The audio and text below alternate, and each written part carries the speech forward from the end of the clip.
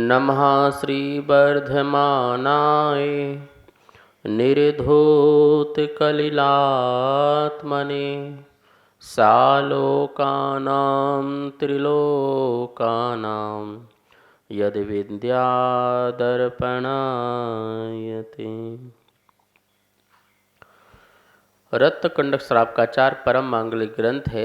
आचार्य समंतभट्ट स्वामी द्वारा यह दूसरी तीसरी शताब्दी में लिखा गया। इसमें 150 श्लोक हैं। संस्कृत इसकी भाषा है। आचार्य भगवान ने सम्यक दर्शन, सम्यक ज्ञान, सम्यक चारित्र, संलेखना और श्रावक के 11 पदों की बहुत सुंदर इसमें चर्चा की है। हम सब लोग देख रहे थे कि सम्यक दृष्टि के पास 8 अंग होना चाहिए। ये 8 ही जो अंग हैं, जिसमें से 4 जो अंग हैं दूसरों के आधार पर हैं और 4 जो अंग हैं स्वयं के आधार पर है। जैसे निशंकित अंग, निकांक्षित अंग, निर्विचिकित्सा अंग, अमूढ़ दृष्टि अंग, ये अपने स्वयं के लिए होते हैं, स्वयं कल्याण के लिए होते हैं।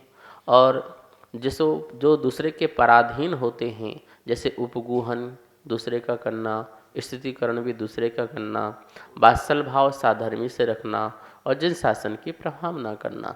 इस प्रकार से अपन देखें अंतरंग और बहिरंग की अपेक्षा से ये 8 गुण जो हैं सम्यक दृष्टि में पाए जाते हैं। अपन ने ये भी देखा था कि आचार्य भगवान 8 अंगों में प्रसिद्ध जो व्यक्ति हुए हैं उनके नाम भी इस श्लोक के माध्यम से बताया था। पहला जो अंग था निःशंकित अंग, अर्थात जिन वच में शंका न धार, जिनेन भगवान के वचनों में उपदेश में किसी भी प्रकार की शंका नहीं करना, वह निशंकित अंग कहलाया। उसमें अंजन नाम का एक चोर था जो कि बहुत ही प्रसिद्ध हुआ। जैसा कि आप नाम सुन रहे हैं अंजन चोर। अंजन का मतलब क्या होता है? काजल। काजल, आँखों में काजल लगा करके जो चोरी करता था वो अंजन चोर। मतलब यह है कि उसने विद्या सिद्ध कर रखी थी। अंजन गुटिका नाम की विद्या सिद्ध कर रखी थी जो आँखों में वो लगाता था और अदृश्य हो जाता था। तो हम सब लोग आज अंजन चोर की कथा सुनते हैं। कैसा अंजन चोर था जो निमित्त ऐसा मिला कि अंजन भी निरंजन बन गया। क्या कोई सोच सकता है एक चोर जो है मोक्ष को प्राप्त हो जाए? क्या कोई सोच सकता है कि महाविष्णु व्यक्ति जो है एक समय में ही मोक्ष को प्राप्त हो जाए? ये बहुत ही अद्भुत घटना होती है। मगध देश की राजधानी राजगृह, जहाँ पर जिनदत्त नाम का सेठ रहता था।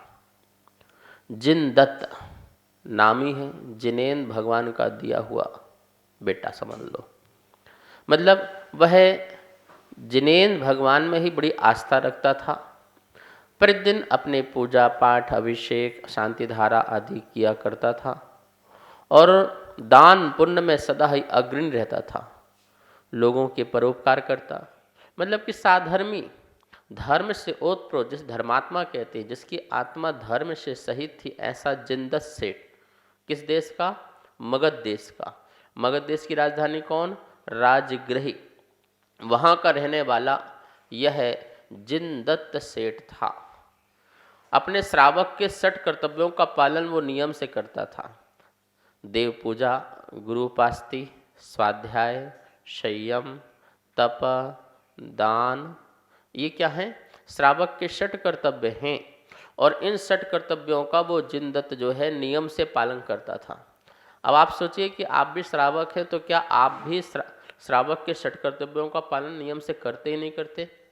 प्रातःकाल उठ करके मंदिर जाते हो, जिनालय जाते हो और देव दर्शन करते हो या नहीं करते हो? और ये भी ध्यान रखना, शास्त्रों में लिखा हुआ है प्रातः काल ही जिनेन भगवान के जो दर्शन करता है उसके जीवन में क्या क्या घटनाएं घटती हैं। लिखा है, एक स्तोत्र है, बहुत सुंदर पंक्तियां हैं। श्रीलीलायतनं महीकुलगृहं कीर्तिप्रमोदास्पदं वाग्देवीरतिकेतनं जय रमा क्रीडानिधानं मह सहस्या सर्वमहोत्सवैकभवनं यः प्रार्थितार्थप्रदम् प्रातः पश्यति कल्पपादपदलच्छायं जिनाघ्रिद्वयम्। जो प्रातः काल जिनेन्द्र भगवान के दर्शन करने की इच्छा रखता हो, दर्शन करता है भगवान के। कैसे भगवान के? जिनके कल्प वृक्ष समान जैसे कांति जिनमें है, और जो उनके दर्शन की प्रार्थना करता है, ऐसा जो भाव रखता है, उसके जीवन में क्या घटना घटती है? कहते हैं उसका घर लक्ष्मी का लीला स्थान, क्रीड़ा स्थान बन जाता है।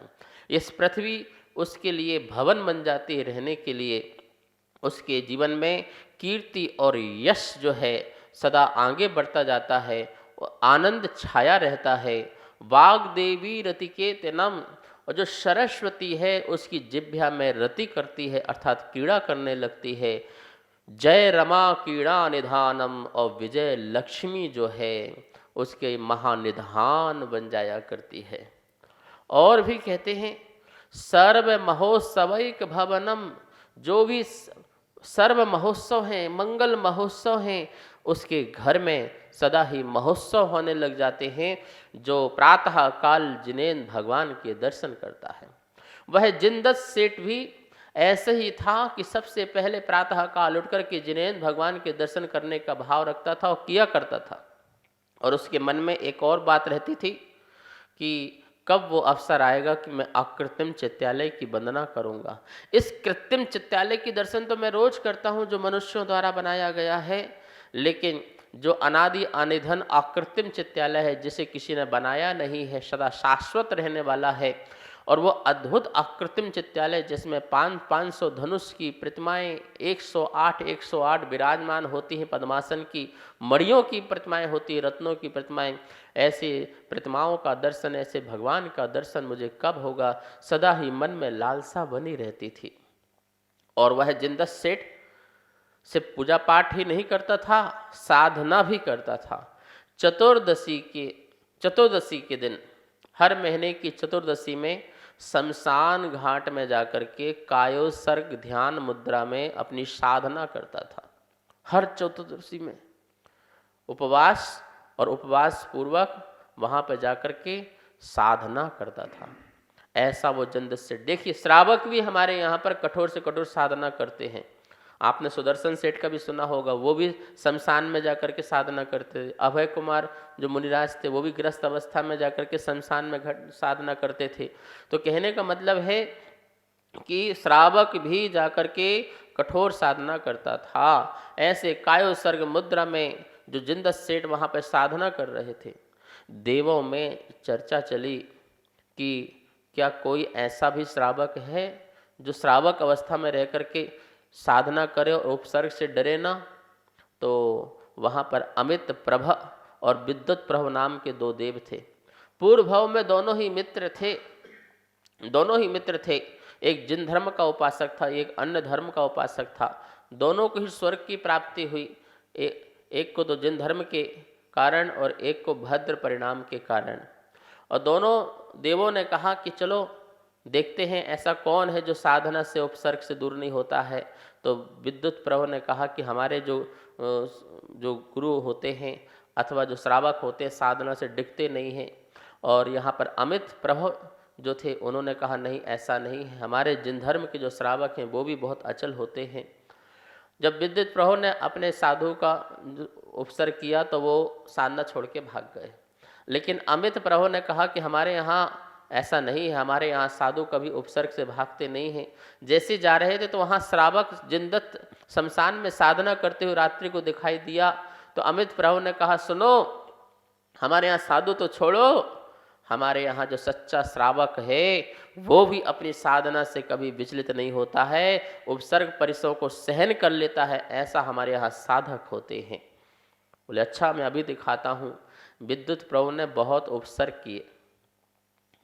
किए, साधना से डिगाने की बहुत कोशिश की, बहुत प्रकार के उन्होंने उपाय से सोचा कि यह जो साधक है अपनी साधना से अलग हो जाए, लेकिन महानुभाव वो जिंद सेठ जो है अडिग रहे और साधना से विचलित नहीं हुए।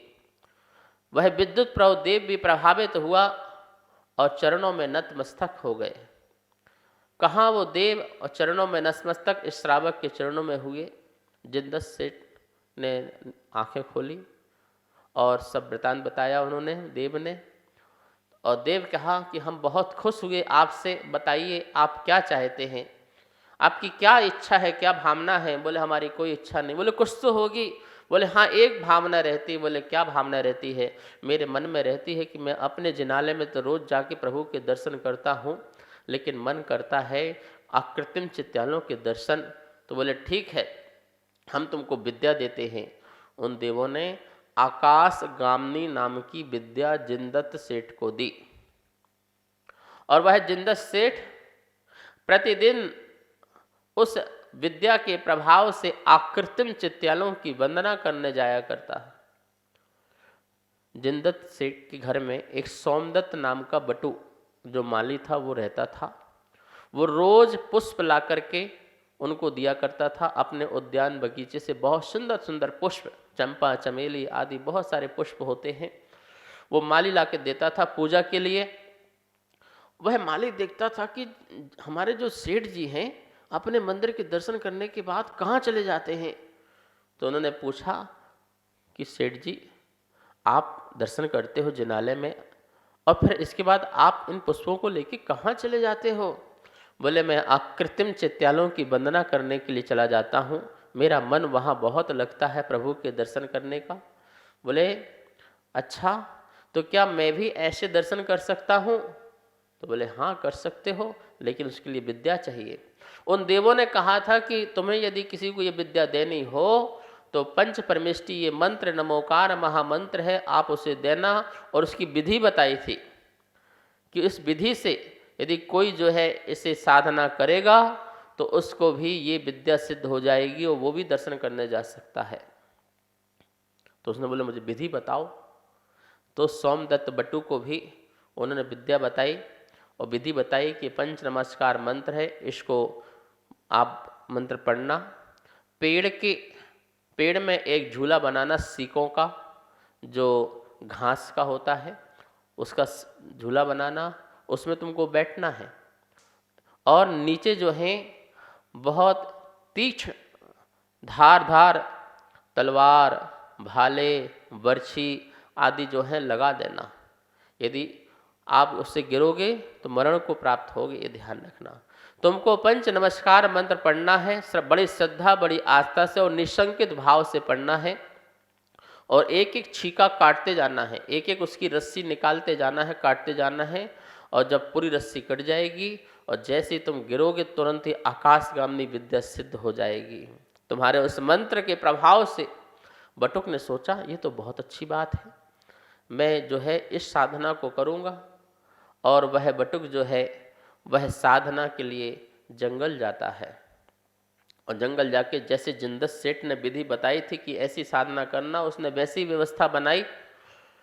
वो छीके में बैठता और नीचे तलवारों को देखता है, अस्त्र शस्त्र को देखता है, तो उसे शंका होती है, अरे पता नहीं जिंदत सेठ ने कहा विद्या सिद्ध होगी नहीं होगी, यदि नहीं हुई तो मैं तो मरण को प्राप्त हो जाऊंगा।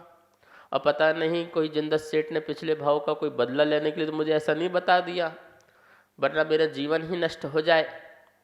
वह बार बार शंका करता, वह ऊपर चढ़ता फिर नीचे उतरता, ऊपर चढ़ता नीचे उतरता, इसका क्रम चल रहा था।